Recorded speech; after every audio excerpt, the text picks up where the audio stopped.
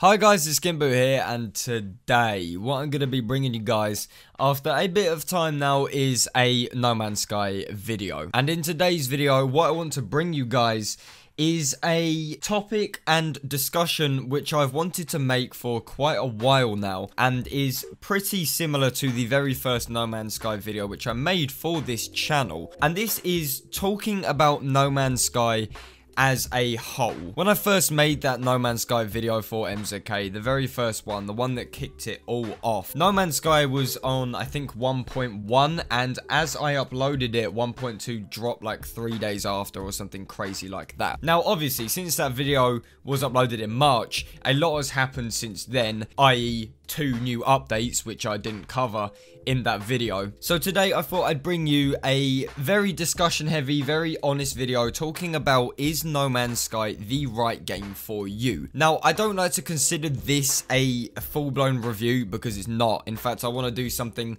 on a much bigger scale like that somewhere further down the line. But today, consider this almost like a sized down kind of version of what will eventually come out somewhere down the line. So I think one of the biggest problems that people have when trying to buy No Man's Sky, when they're thinking about purchasing the game, they always come to the same problem, which is, will I enjoy the game? Will I find it fun? Is it the right game for me? This video is going to involve me being as honest as possible, looking at how some people may view No Man's Sky, why a lot of people would not actually find it enjoyable, and ultimately conclude to the kind of person who would enjoy the game. And as I've said a million times already, this video is very, very honest. I'm not going to be selling you the game. I'm not going to be bum licking Hello Games. This is all my thoughts and opinions on the matter. So first of all, I want to start with the greatest selling points of the game. And the first thing which I want to touch on, I think, is one of the most underrated aspects of the game,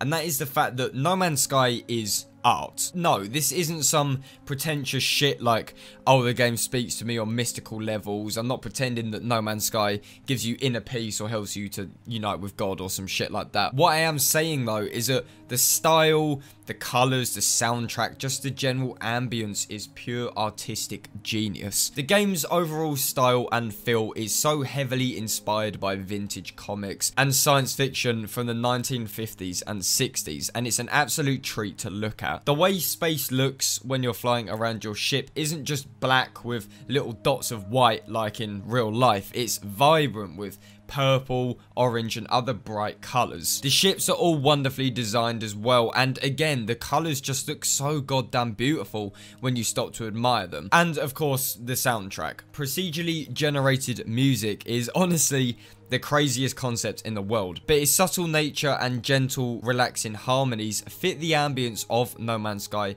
perfectly. Wandering an empty planet with gentle piano sounds comforting you is such a unique experience, and it definitely isn't one that can be found with most new games. But the thing is, not everyone gets excited about colors or music or style ambience. Not everyone stops and stares at a star because it blends nicely with the color palette, or gets excited by cool looking trees and rocks. No Man's Sky is the only game I've ever played where you genuinely get enjoyment from nature, from just looking around at the world you find yourself in. So for some, the art of No Man's Sky isn't really a selling point or even something that would bother them when playing. A lot of people don't give a shit about a game's soundtrack. They don't care what it looks like. They don't care about all of the ambient noises and stuff like that, and I can completely understand that. However, for those who appreciate a highly atmospheric gaming experience where enjoyment often comes from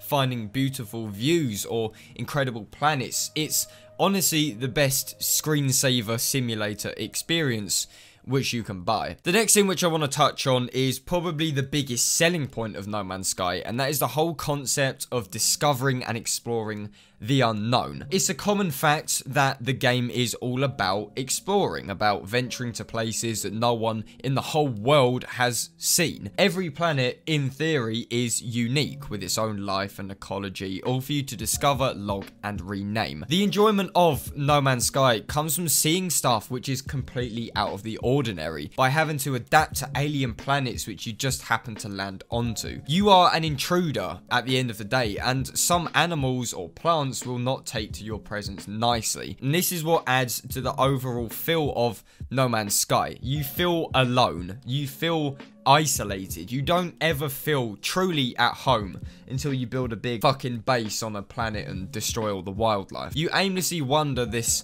foreign land, searching for materials to repair your ship, charge your multi-tool, build a new upgrade, all whilst trying to stay alive and away from the planet's dangers. But not all planets are dangerous, not all planets are nice, it's all part of the surprise, and for that reason, your experience in No Man's Sky is never predictable. Maybe you'll come across a crashed freighter, or an alien settlement where you can trade your resources and barter for knowledge on interesting locations. Perhaps you may even find a new multi-tool or a damaged ship which you can salvage, repair, and make your own. And this is what No Man's Sky is all about. Landing on a planet that has never been touched by another player and leaving your own mark by naming the animals, locations, and plants, but also harvesting the planet's riches for your own selfish financial gains. It's a formula which will keep you entertained for a good amount of hours when starting out for the first time. However, the more you play, the less exciting this becomes. Most of the time, the discoveries that you will make and the things that